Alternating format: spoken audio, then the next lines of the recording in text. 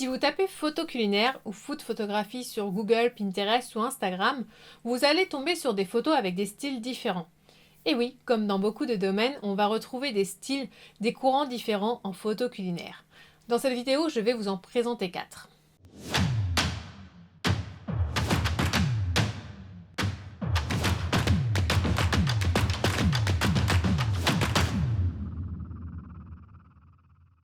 Bonjour, je suis Mélanie Roussel, styliste et photographe culinaire, aussi connue sous le pseudo Les Recettes de Mélanie. Je forme et accompagne les passionnés de food à réaliser des photos alléchantes pour qu'ils puissent enfin vivre de leur passion. Donc si la photo culinaire vous intéresse, abonnez-vous à cette chaîne en cliquant sur le bouton rouge juste en dessous pour ne rien manquer. Je publie une vidéo tous les samedis. Et avant de passer au contenu de cette vidéo, je vous informe aussi que vous pouvez télécharger gratuitement mon guide sur le matériel en photo culinaire en cliquant sur le lien qui est disponible sous cette vidéo. Pour cette vidéo, j'ai sélectionné 4 styles différents et je vais vous présenter chaque semaine pendant un mois un coulisses de shooting mettant en scène le même sujet mais avec un style différent pour que vous puissiez voir en fait chacun de ces styles en pratique. Donc si vous n'êtes pas abonné, abonnez-vous pour ne pas manquer ça. Il est important de connaître les différents styles qui existent pour pouvoir trouver son propre style.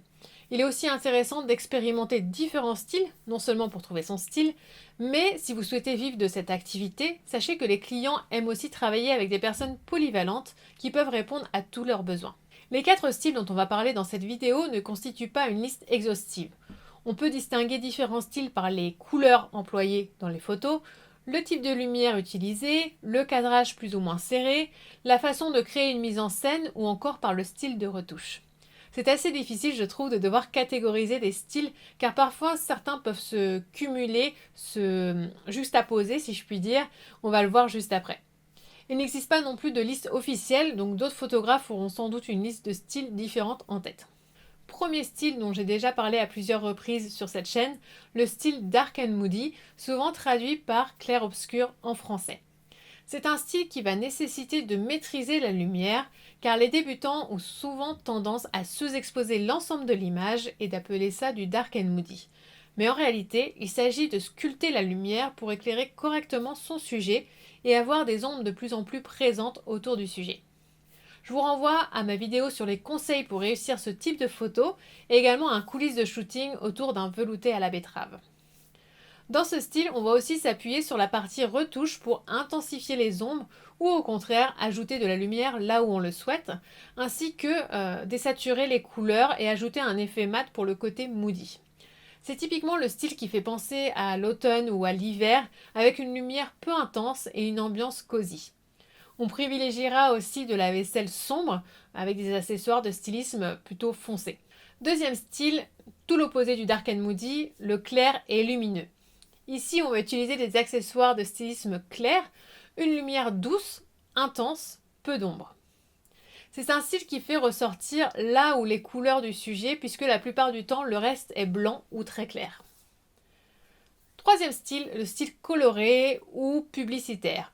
Là, on va oublier les couleurs neutres et faire la part belle aux couleurs. On va choisir des fonds colorés et des accessoires colorés. Attention tout de même à ne pas trop mélanger les couleurs.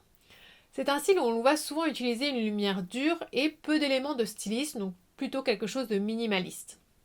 On le retrouve dans de nombreuses publicités, pour autant on peut très bien avoir des publicités dans un style dark and moody ou dans un style clair et lumineux. Dernier style dont je souhaitais vous parler aujourd'hui, le style lifestyle. Il est caractérisé par des mises en scène assez grandes, plutôt chargées. On va davantage raconter une histoire et moins se concentrer sur le sujet, mais plutôt montrer dans quel cadre le sujet va être consommé, réalisé ou utilisé.